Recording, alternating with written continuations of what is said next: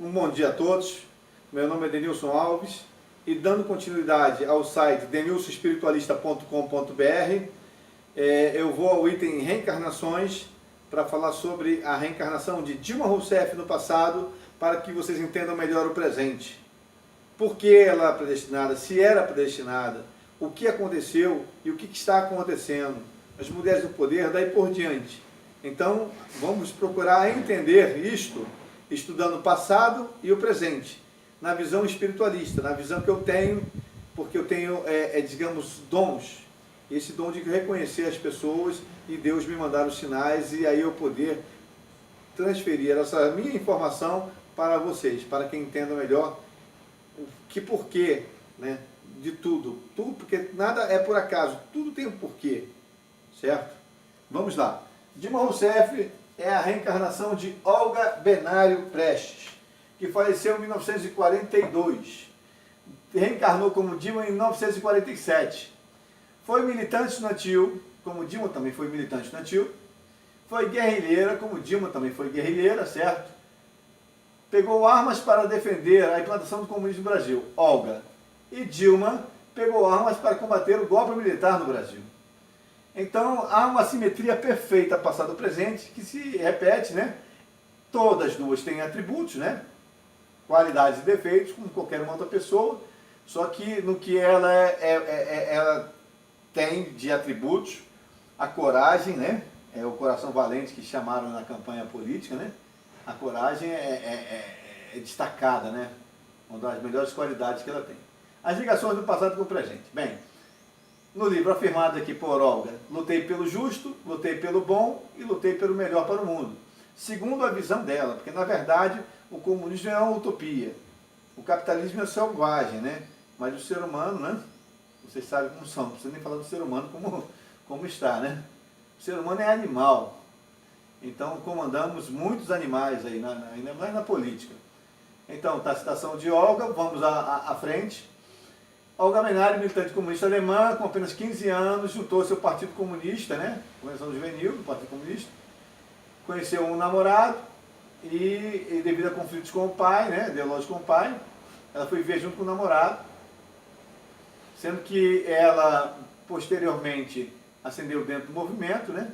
E naqueles protestos de rua, ela foi acusada, né, de alta traição à pátria, foram presas ela e o companheiro, e ela planejou um assalto, porque ela foi liberta, né? Ela foi presa, porém foi liberta.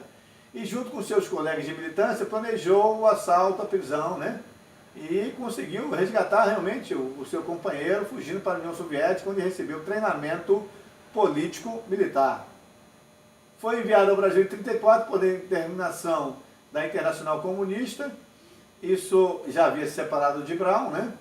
E foi forjado um casamento, documentação falsa, tudo para que ela entrasse no país como a mulher de um homem que não tinha o nome de Luiz Carlos Prestes, documentação falsa, e com apoio de Moscou e tentou a intentona comunista do Brasil. No que ela tenta a intentona comunista, ela foi um golpe, né, uma tentativa de golpe para a implantação do comunismo no Brasil, em alguns quartéis, e foi debelado por o governo de Getúlio Vargas num sopro. O golpe ele foi mal planejado, né, digamos assim. E na época ela foi presa, no que ela foi presa, houveram as denúncias, né, e ela foi presa por Filinto Miller, e Luiz Carlos Prestes manda matar a pessoa que traiu o movimento, que infelizmente tinha uma menina somente 16 anos, né? E ela não tinha, né, digamos assim, a noção do que era um partido, uma rebelião, do que era comunismo, daí por diante. E a mando de Prestes, consentimento de Olga, né, ela foi executada. Quem prendeu Prestes e Olga foi Filinto Miller, que aqui foi uma ação de destino. Filinto Miller, ele era chefe da polícia do Distrito Federal na época, que era o Rio de Janeiro. Então, Filinto Miller, ele havia sido promovido por Prestes, na coluna Prestes, que era uma coluna revoltosa, que cruzou o país, sendo que ele foi promovido a major pelo Prestes, dentro da coluna, certo? E 8 dias após, o Filinto escreveu um documento a seus subordinados, aos sargentos e soldados, falando que não via perspectiva para a coluna e pedindo para que eles saíssem da coluna. Essa carta foi interceptada pelo Prestes e o Prestes mandou o seu comandante direto, né, expulsar o Filinto Miller da coluna, acusando o Filinto Miller de covarde, desertor e indigno. Então, essa acusação foi forte, né? Apenas se o Prestes tivesse conversado com o Filinto, né, teria, né, digamos assim, eu acho que aparado, né, essas diferenças e ter refletido sobre o movimento. Porém, o Prestes, pediu a Miguel Costa, comandante da 1ª Divisão Revolucionária, superior a Miller, que expulsasse ele. E ele depois, no futuro, veio a ser chefe de polícia de Getúlio, né? Ele prendeu o Prestes e na cadeia humilhou ele, falando que ele era um comandante sem tropa, né? Um líder solitário. E daí por diante. Foi uma lei do retorno, de certa forma, que eu sei que foi, e no futuro também o próprio Filinto pagaria com a vida no futuro, num acidente trágico, né? Mas isso aí eu vou gravar outro vídeo, senão vai embolar muito aqui. Bem, eles foram presos, né? Ela foi julgada, né? O julgamento aqui, eu já passei aqui, ó, o julgamento da Olga foi feito segundo os termos formais da ordem constitucional definida pela Constituição Federal, atendendo o pedido de extradição do governo nazista, segundo o site Wikipedia. É uma página de história aí que ela procura, né, sempre uma informação precisa. Então, dentro disso, não se sabia na época do problema dos campos de concentração nazistas, que funcionasse como um aparato de extermínio, e ela foi deportada para a Alemanha. Isso deportada por ordem do Supremo Tribunal Federal, que aprovou o pedido de extradição. Certo? Foi o Supremo que expulsou Olga Benário. E daí veio a tragédia, né? Ela estava grávida, o filho foi retirado, a filha é viva no presente, mas no final de tudo eu vou fazer a explanação sobre. Nasce 5 anos após como Dilma Vana Rousseff, predestinada a ser presidenta do Brasil. Então, Dilma Rousseff era filha de um búlgaro, né, naturalizado brasileiro, casou com uma brasileira, e seu pai, né, foi filiado do Partido Comunista da Bulgária.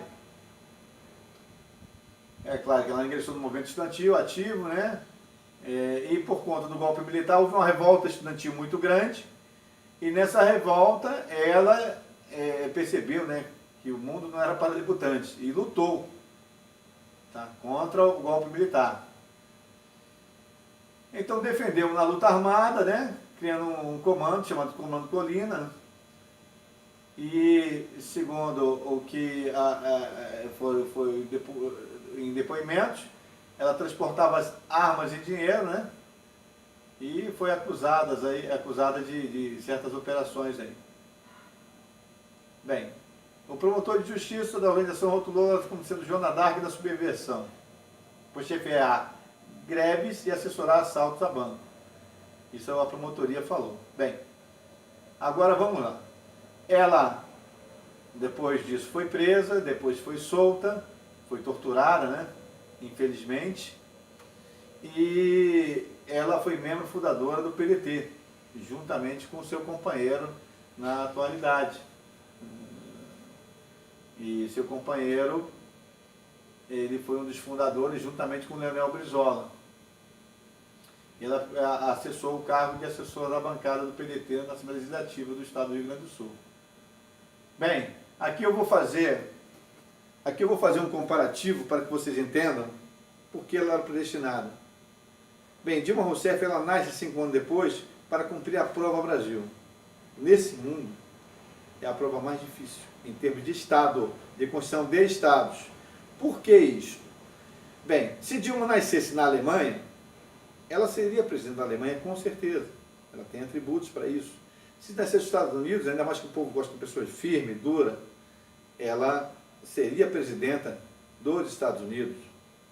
Só que ela nasce no Brasil, um país com tradição de corrupção, uma série de problemas que vem do passado ao presente, interferências externas que fizeram mal ao país, certo? Então, dentro disso, ela sai, ela vem do PDT, porque Brizola perdeu a linha da presidência, porque não foi, ficou em terceiro lugar na eleição.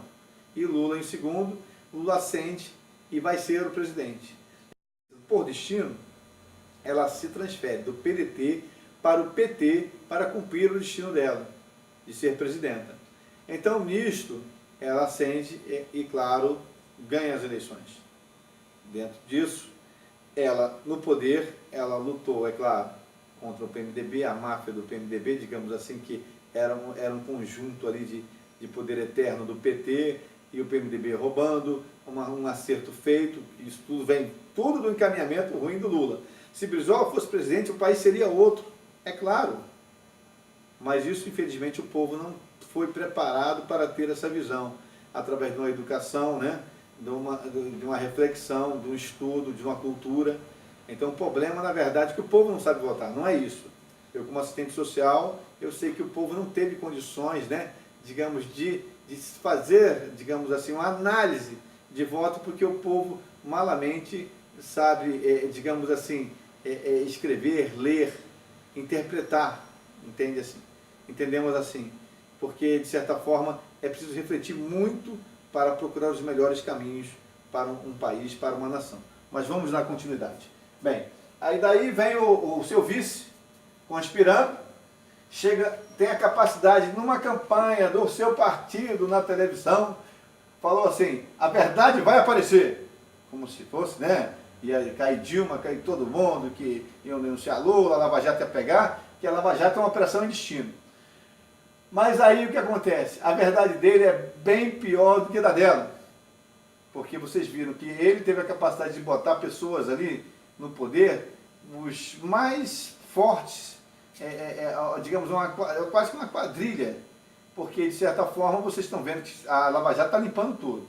Então, o dinheiro apareceu, isso tudo por ação de Deus, luz, tá? É espaço e tempo. As pessoas não estão entendendo nem o que está acontecendo, mas isso aí tudo o universo está conspirando contra. E eles, digamos assim, perante o universo, não seriam nem uma ameba, digamos assim, em termos de tamanho, entende?